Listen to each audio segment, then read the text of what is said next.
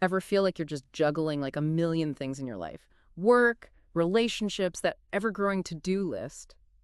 It's a lot, right? It's definitely a common experience. Like we're trying to manage all these different parts of ourselves in these totally separate boxes. Totally. Like trying to solve a puzzle, but the pieces keep changing shape or something. So in this deep dive, we're diving into this book, Life Design Thinking.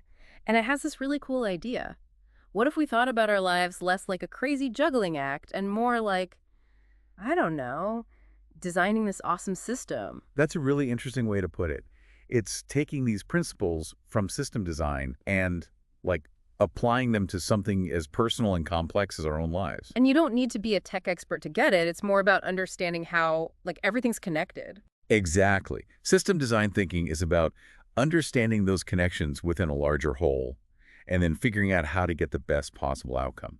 So whether it's a really complicated app or, your life, it's about realizing that when you tweak one thing, it can totally impact the entire system. That's what I thought was so cool. The book talks about these core principles of system design, and we can actually use them in our own lives. Like one of them is this idea of system thinking, and that really resonated with me. It's like how we often separate things, like work life is over here, personal life is over there, my goals for this and that are totally separate.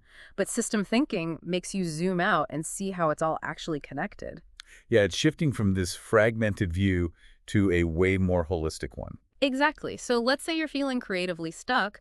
A system thinker might ask themselves, is this because I'm completely fried from work? And maybe dealing with the root cause at work could actually help you feel more creative, even though those seem totally unrelated. It's a good point. It encourages us to look beyond just the symptoms and actually identify the patterns and connections that are kind of always there under the surface. I love that. Okay, so another principle the book dives into is iterative design.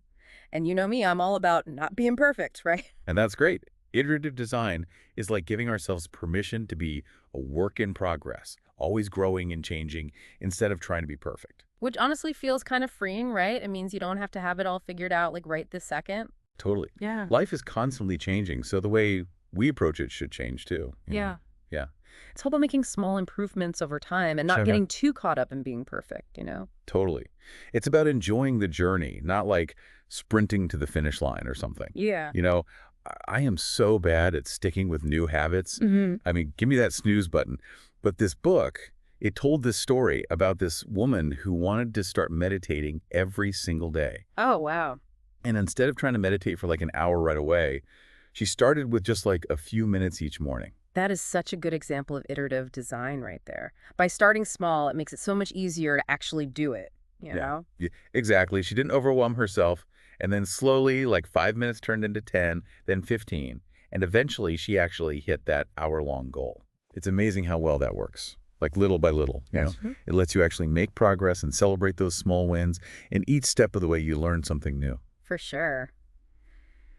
Okay, this next principle is interesting. It's called human-centric design. And at first I was like, duh, that's my life. But then I realized I think we forget that sometimes. Like we get so caught up in doing what we think we should be doing. Instead of asking ourselves what we actually want, right? Exactly. It's like that whole what do you want to be when you grow up thing. No one ever really asks us, what type of person do I want to be? How can I design my life around that? It's a super important distinction for sure. Yeah. Human-centric design is about remembering that it's more about who you are than what you do. It's about making sure your choices reflect the impact you want to have. Yes, like forget the to-do list for a second. Are the choices you're making actually coming from you? So how do we put this into practice? The book mentions something called system requirements analysis. And okay, I'll be honest, that sounded kind of intimidating at first. It does that kind of intense, right? Okay. But it's not as bad as it sounds. Think of it this way. An architect needs to figure out all the essential stuff for a building before they even start designing, right? Like how strong does it need to be? What's it going to be used for?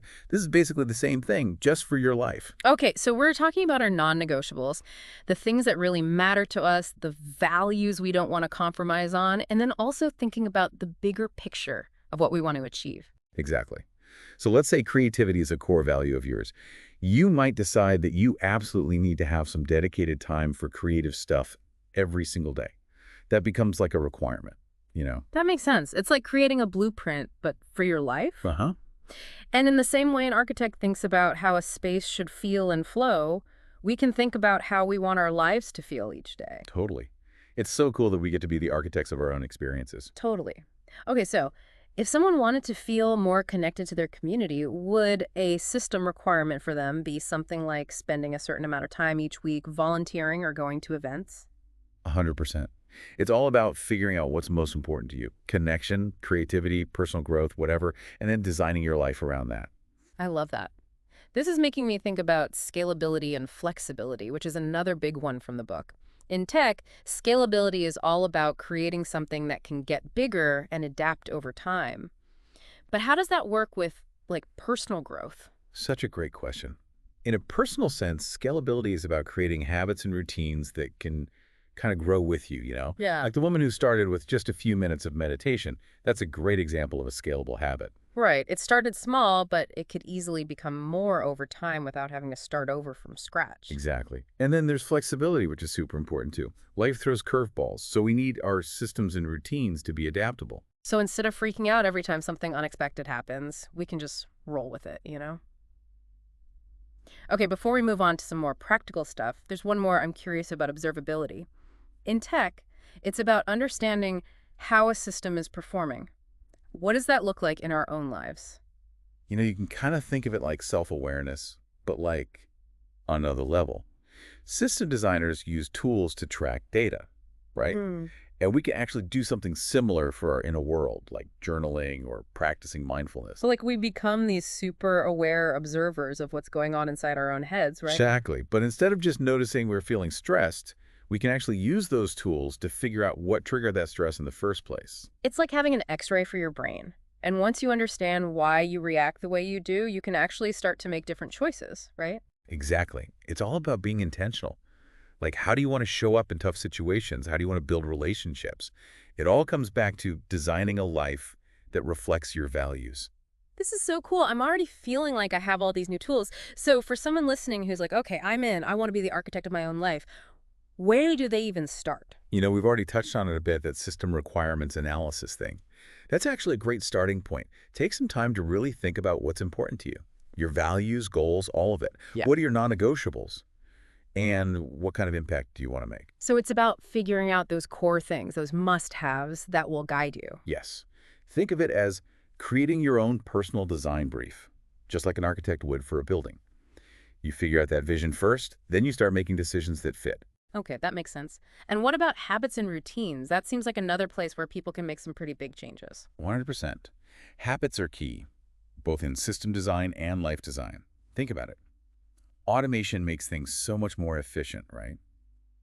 Well, good habits and routines are like automation for your life. Right. Like, if you're not spending all this mental energy on whether to work out or scroll on your phone, you can actually use that energy for something you really care about. Exactly.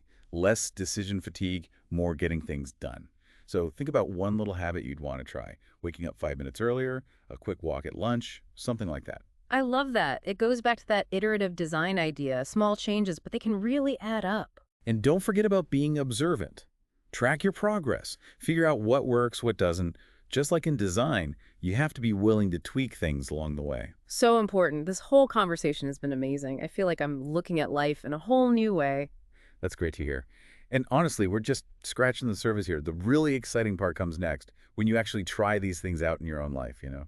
Okay, so as we finish up this deep dive, what's one last thought you can leave us with? Something to get us thinking even more about all this. I'd say, imagine your ideal day. What does it look like? What are you doing? Who are you with? And what needs to happen to make that day a reality? That's such a good one. It reminds us that we really do have the power to create a life we love. Exactly. It's not about being perfect. It's about being intentional, trying new things, and making little changes as you go. This has been so insightful and inspiring. Huge thanks to our amazing expert for breaking all this down for us. And to everyone listening, we hope this deep dive has inspired you to get out there and design a life you love.